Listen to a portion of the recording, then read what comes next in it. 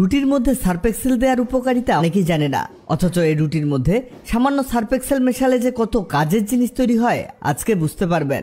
বিশেষ করে বাসি পাউরুটি দিয়ে এই জিনিসটি একবার তৈরি করে দেখুন, আপনি আমাদের ধন্যবাদ দিতে বাধ্য হবেন। রুটি আর সার্ফ এক্সেলের কার্যকারিতা অসাধারণ। এর জন্য 1 চামচ সার্ফ এক্সেল নিন। আরও লাগবে টুথপেস্ট। যে কোনো কোম্পানির টুথপেস্ট নিলেই হলো। আমরা এখানে কোলগেট ব্যবহার করছি, আপনি চাইলে পেপসোডেন্ট দিয়েও এই কাজ করতে পারেন। এখানে টুথপেস্ট নেওয়ার ক্ষেত্রে সাদা রঙেরটাই ব্যবহার করবেন। এই টুথপেস্ট এখানে বেশি পরিমাণ দিতে হবে। দেখুন আমরা কি পরিমাণ টুথপেস্ট ব্যবহার করছি। এরপরে লাগবে চিনি। যেসব উপাদান আমরা ব্যবহার করছি সবকিছুই আপনি আপনার ঘরেই পেয়ে যাবেন। এখানে চিনির পরিমাণ দিতে হবে 2 চামচ পরিমাণ। 2 চামচ চিনি দিয়ে এটা করতে হবে মিক্স। এই অবস্থাতে এটা সহজে মিক্স হতে চাইবে না, এখানে একটু সময় নিয়ে এটাকে মিশাতে হবে। দেখুন এটা কিন্তু একটু শক্ত শক্ত হচ্ছে, এটাকে এভাবে কিছুটা ভালোভাবে মিশিয়ে নেবেন।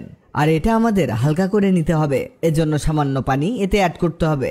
2 চামচ পরিমাণ পানি অ্যাড করলেই হলো। পানি অ্যাড করে নিয়ে আবারও মিশিয়ে নিতে হবে ভালো করে। এটা মিক্স করে একেবারে মসৃণ একটা পেস্ট বানিয়ে নিতে হবে।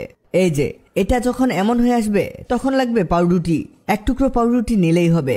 এখানে বাসি পাউরুটিও ব্যবহার করতে পারেন। এই রুটিটিকে এখানে আস্তে আস্তে ছিঁড়ে দিতে হবে আর ছোট ছোট করে দিতে হবে। ভাবছেন কি আজব জিনিস তৈরি করছি? আজবের কিছুই নেই, এটা খুবই উপকারী জিনিস তৈরি হচ্ছে। পুরো রুটিটিকে এতে দিয়ে এটাকে মিশিয়ে নিতে হবে। আর এটা মেশাতে মেশাতে আমাদের আরেকটা কাজ সেরে নিতে হবে, সেটা হচ্ছে 2টো প্লাস্টিকের খালি বোতল নিতে হবে। এমন ছোট খালি বোতল হলেই হবে। এবার এই বোতলের নিচের অংশটাকে কাটতে হবে। এখানে আমাদের শুধু নিচের অংশটাই প্রয়োজন, উপরের অংশটা দিয়ে কোনো কাজ নেই। একটি এন্টি কাটারের সাহায্যে আমরা এর নিচের অংশটাকে কেটে নিব। আপনি চাইলে ব্লেড দিয়েও এটা কাটতে পারেন। এই দেখুন এই অংশটাকে কাটতে হবে। এভাবে আমাদের 2টো বোতলের নিচের অংশ কেটে নিব। এবার এই অংশটিকে দিয়ে আমরা কি করব?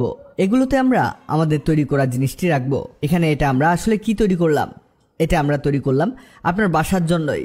ম্যাক্সিমাম ভাই বোন কমেন্টে বলেন, ভাই তেলাপোকার উৎপাতে থাকা যাচ্ছে না, খাবারের মধ্যে তেলাপোকা পড়ে আবার খাবার নষ্ট হয়ে যায়, বিশেষ করে রান্নাঘরে তেলাপোকার উৎপাতে টিকাই যাচ্ছে না, কিছু একটা বানিয়ে দেখান। তো আপনাদের জন্য এই ভিডিওটি।